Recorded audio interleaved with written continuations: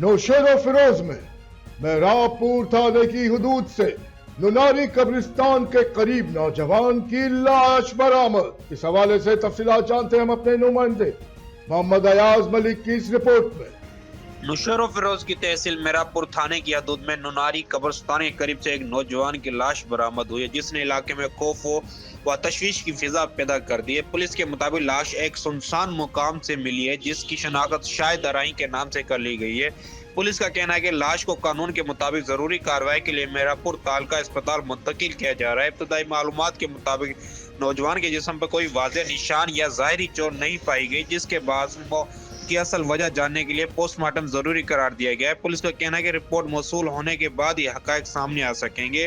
Police ने वाक़े की मज़ीद तहकीकात शुरू कर दी है, जबकि इलाके में मकीनों से भी मालूमात हासिल की जा रही है ताकि ये मालूम किया जा सके नौजवान वहाँ कैसे पहुंचा, हादसा था या कोई और मामला था। कैमरामैन टीम के साथ मोहम्मद अयाज मलिक, फेज न्यूज, नौशेर फिरोज। आपने रिपोर्ट मुलाहिजा की।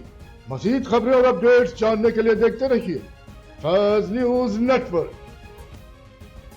फैज न्यूज, फैज सबके लिए।